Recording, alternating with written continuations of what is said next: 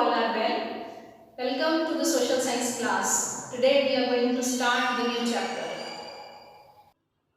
Children, name of the chapter is climate. Let's try to understand it with the help of an experiential activity. Welcome to the experiential activity. Today's experiment about ocean currents. We are using the colored water to see how ocean currents move in the ocean. How can we make the current?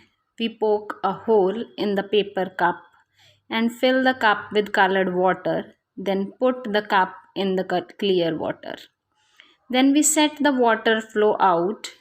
We use the colored water so that we can see and identify which one is cold water and which one is the hot water. Before we begin, that I would like to talk about the concept of pressure, since it is the pressure level in the colored water flow through the little hole in the cup. Children, pressure is simply a force putting on an area, like the force of these books pushing on your lap. The more books we add, the higher the pressure on your lap. You can think of the water in the cup or in the ocean in the same way, as layers of water resting on each other. The pressure on any level of water depends upon how much water is setting on top of it.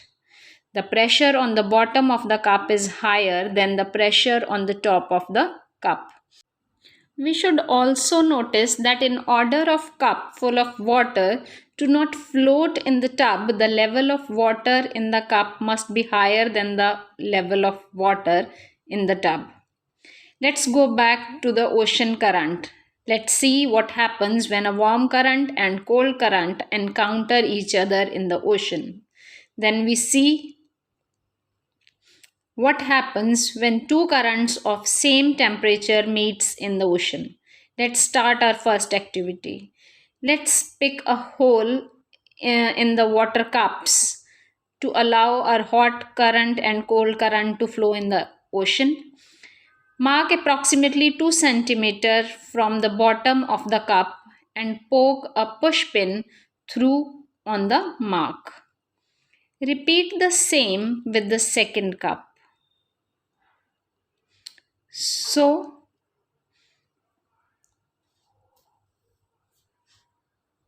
here is the warm water and the cold water. I'll add some red food color into the hot water and some blue food color to cold water. Now, colors can remind us that red one is the warm water, whereas blue is the cold water.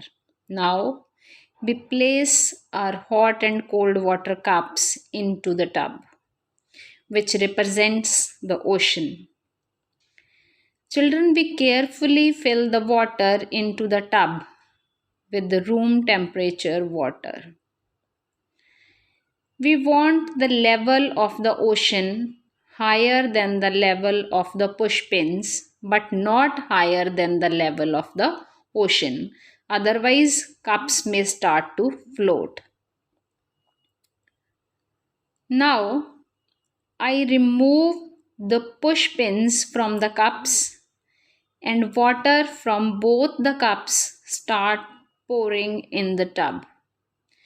Because red water is hot, so it is less dense than the ocean water, and the red warm water rises to form a layer on the top of the ocean.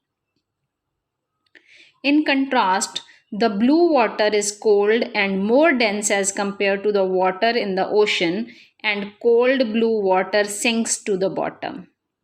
As the currents of different temperatures flow, they transfer heat from the ocean in a process known as convection. Children, now let's see if the temperature in red and blue water is same as the temperature of the water in the tub. This time, the red water, blue water, and water in the tub are at the same temperature. So they also have the same density, and with all the water at the same temperature, we see that the currents don't separate into layers. Instead, the mixing of the currents is driven by the simple force of water coming out of these holes of the two cups. In this video, we have seen how to model ocean current in colored water in a clear tub. You can try this activity yourself.